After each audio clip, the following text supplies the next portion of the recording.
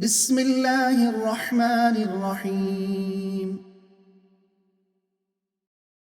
إن الذين كذبوا بآياتنا واستكبروا عنها لا تفتح لهم أبواب السماء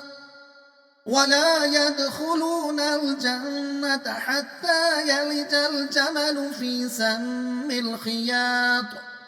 وكذلك نجزي المجرمين لهم من جهنم مهاد ومن فوقهم غواش وكذلك نجزي الظالمين والذين آمنوا وعملوا الصالحات لا نكلف نفسا إلا وسعها أولئك أصحاب الجنة هم فيها خالدون ونزعنا ما في صدورهم من غل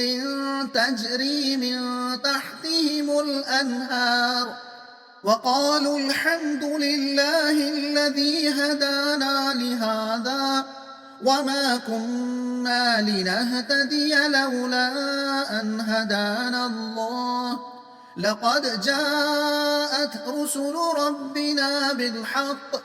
ونودوا أن تلكم الجنة أورثتموها بما كنتم تعملون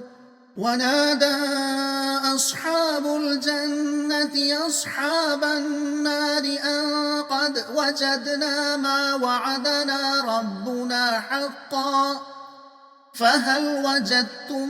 ما وعد ربكم حقا قالوا نعم فأذن مؤذن بينهم اللعنة الله على الظالمين الذين يصدون عن سبيل الله ويبغونها عوجا وهم بالآخرة كافرون وبينهما حجاب وعلى الأعراف رجال يعرفون كلا بسيماهم ونادوا أصحاب الجنة أن سلام عليكم لم يدخلوها وهم يطمعون وإذا صرفت أبصارهم تلقاء أصحاب النار قالوا ربنا لا تجعلنا مع القوم الظالمين. مضمون انسان کے لیے دنیا کی زندگی میں کون سا رویہ اچھا اور درست ہے؟ مطلب جن لوگوں نے ہماری ہدایت کو جھٹلایا اور ان کے ماننے سے سرکشی کی، ان کے لیے جنت میں داخل ہونا اتنا ہی ناممکن ہوگا جتنا سوئی کے ناکے سے اونٹ کا گزرنا، اور ان کے لیے جہنم ہی کا اوڑھنا بچھونا ہوگا۔ اس کے برخلاف جو لوگ ایمان لائے اور اچھے عمل کرتے رہے وہ جنت میں ہمیشہ ہمیشہ رہیں گے۔ اگر ان کی دنیا کی زندگی میں آپس میں کچھ رنجشیں رہی ہوں گی تو وہ سب دور ہو جائیں گی، وہ کہیں گے یہ سب ہمارے رب کا فضل ہے،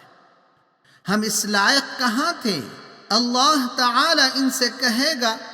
یہ درجہ تم نے اپنی محنت سے کمایا ہے۔ پھر جنت والے دوزخ والوں سے پوچھیں گے کہ ہم نے تو اللہ کے سبھی وعدوں کو ٹھیک پایا، کیا تم نے بھی وعدوں کو ٹھیک پایا؟ وہ کہیں گے ہاں۔ جنت اور دوزخ کے درمیان ایک اونچا مقام ہوگا جس کو اعراف کہتے ہیں۔ یہاں وہ لوگ رہیں گے